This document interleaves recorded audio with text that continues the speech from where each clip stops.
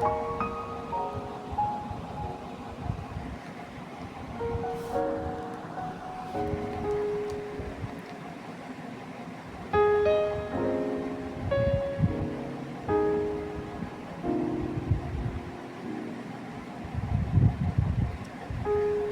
সকাল সবাইকে।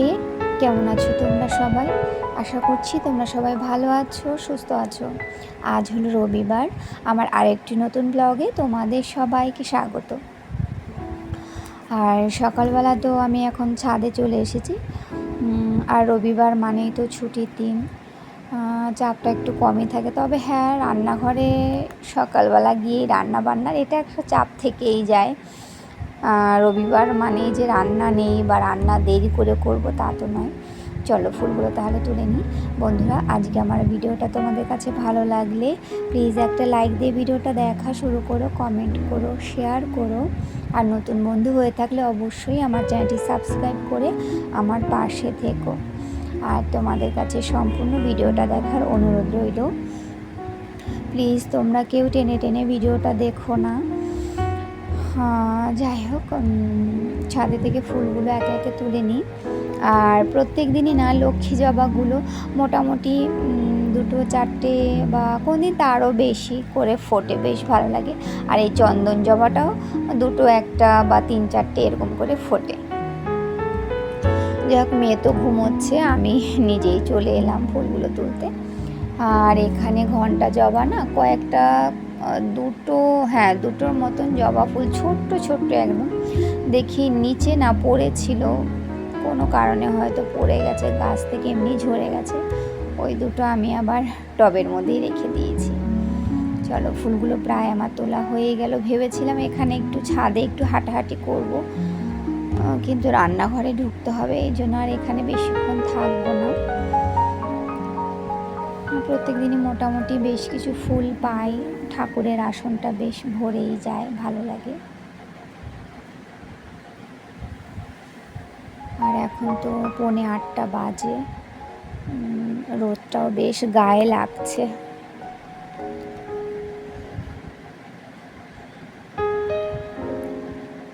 চলো, ফুলগুলো তোলা হয়ে গেল, এবার আমি নিচে নেমে যাব। আর এর আগের ব্লগে তো তোমরা দেখেছো কীভাবে ঝড় বৃষ্টি হলো। এই দেখো, সাদা জবাটাও না তুলে নিয়েছি, যে কিছুক্ষণ বাদে হয়তো পুরোটাই ফুটে যাবে ফুলটা।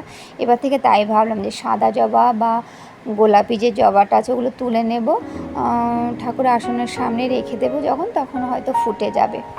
চলো নিচে নেমে যাই। এবার নিচে নেমে এসে আমি রান্নাবান্না তো শুরু করে দিয়েছি। সকালে টিফিন আমি করছি আলু পটলের তরকারি। আর মানে এটা ভেবেই রেখেছিলাম যে আজকে একটু আলু পটলের তরকারি করব, পরোটা করব, আর সাথে একটু সুজি করব। যাই হোক, মানে আজকে রবিবার ছুটির দিন, তা সকালের টিফিনটা বেশ জমে যাবে, তাই না বলো? আর ছুটির দিনে মনে হয় যে দুপুরে মাটন বা চিকেন বা সকালের টিফিনটা একটু ভালো হোক, মানে বেশ জমিয়ে খাওয়া দাওয়া, এরকম একটা ব্যাপার। যাই হোক, আলু পটলের তরকারিটা আমার হতে থাক।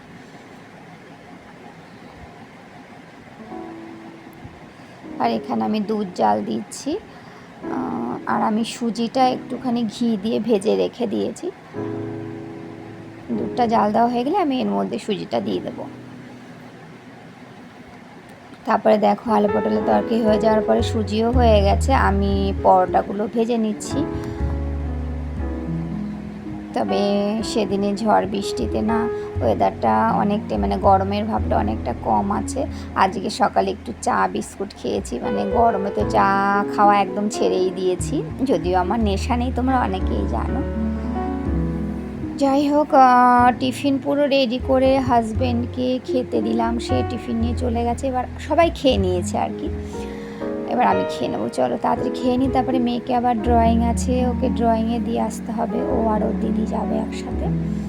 ভীষণ মজার একটা সকালের খাবার বলো। চলো তাড়াতাড়ি করে খেয়ে নিই।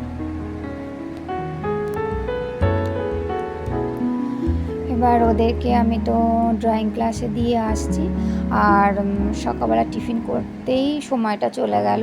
তারপর টিফিনটা খেলাম। রান্না কি করব মোটামুটি ভেবে নিয়েছি, বাড়িতে এসে করে নেবো, ওদের দিয়ে আসি। আচ্ছা, এখানে আমি কি করছি জানো, আজকে তো আচ্ছা আজকে তো রবিবার, আজকে মাংস হয়নি একটাই কারণে, কারণ আর হয়তো 5-6 দিন হয়তো গ্যাসটা থাকবে হাতে। তো আমি হাজব্যান্ডকে বলেছি নতুন করে গ্যাস আসুক তারপরে চিকেন খাবো, মানে মাংস খাবো, এই সপ্তাহে মাংস এনো না, এই কারণেই আজকে। আর হাজব্যান্ডও না বাজারেও যেতে পারেনি যে মাছ এনে দেবে, তাই বললো কি সয়াবিন দিয়ে ডিমের ঝোল করো, আমি সেটাই করছি। ডিমগুলো ভেজে নিয়েছি, তারপরে তো পটলটাও ভেজে নিয়েছি। না পটল বললাম কেন, সরি, পটলের তরকারি তো সকালেই হয়ে গেছে, ভুল বলে ফেলেছি, তোমরা একটু ক্ষমা করে দিও। আর এখানে জিরে তেজপাতা ফোড়ন দিয়ে আলুটা ভেজে নিয়েছি, তারপর তো মশলাগুলো দিয়ে দিলাম। এবার নুন হলুদ পরিমাণ মতন আর একটু লাল লঙ্কার গুঁড়ো কালারের জন্য দিয়ে দিলাম। যাই হোক, আমি মশলাটা এবার আলুর সাথে কষিয়ে নেব। আর সয়াবিনটা তো গরম জলের মধ্যে একটু সিদ্ধ করে রেখে দিয়েছি। এভাবে আমি মানে মাঝে মধ্যে রান্না করি সয়াবিন দিয়ে ডিমের ঝোল, একটু মাখা মাখা করি, খুব পাতলা ঝোল করি না, বেশ ভালো লাগে খেতে। আমার মেয়ে সয়াবিন ডিম এইসব তো বাচ্চারা পছন্দ করে, তাই না? এবার মশলার সাথে আলুটা ভালো করে ভাজা হয়ে যাওয়ার পরে আমি এবার কিছুক্ষণ সয়াবিন দিয়ে একটু নেড়ে চেড়ে নেবো, মানে একটু খানি কষিয়ে নেব।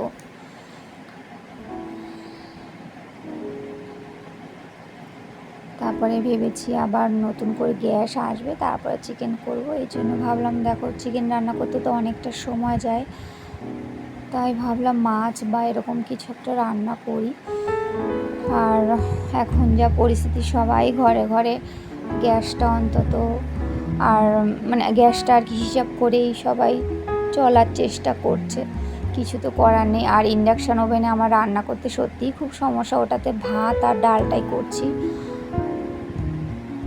শুধু একটা ইন্ডাকশান ওভেনের ওপরে তো নির্ভর করে এতগুলো মানুষের চলা খুব মুশকিল। আমার মনে হয় কি ইন্ডাকশান ওভেনটা 1-2জন মানুষের জন্য একদম ঠিকঠাক, কিংবা 3জন, কিন্তু 5-6জন মানুষের জন্য অসম্ভব। ওই একটা একটা করে রান্না করা, বাবা যে রান্না করে তার অবস্থা ভীষণ খারাপ হয়ে যায়। যাই হোক, আমি পরিমাণ মতো জল দিয়ে না এবার আমি ঢাকা দিয়ে রাখলাম। আচ্ছা, আর ঢাকা দেবো না, আলুটা মোটামুটি অনেকটাই সিদ্ধ হয়ে গেছে। এবার একটু ফুটে যাওয়ার পরে তারপরে আমি ভেজে রাখা ডিমগুলো দিয়ে দেবো। এখন ডিমগুলো দিয়ে দেবো। ব্যাস, এবার ডিম দেওয়ার পরে কিছুক্ষণ ফুটিয়ে তারপরে একটু ভাজা জিরের গুঁড়ো দেবো আর একটু গরম মশলা গুঁড়ো দিয়ে নামিয়ে ফেলবো।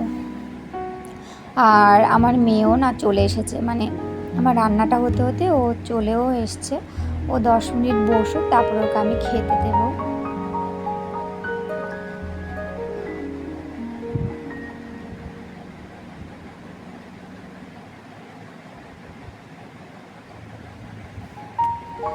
দেখো, ভাজা জিরে গুঁড়ো আমি দিয়ে দিয়েছি, এবার একটু গরম মশলা গুঁড়ো দিয়ে দিলাম। ব্যাস, আর একটু ফোটাবো না, নাহলে আবার বেশি মাখা মাখা হয়ে যাবে, ভাত মাখা যাবে না। এবার আমি গ্যাসটা বন্ধ করে দেবো, আমার রান্নাটা হয়ে গেছে।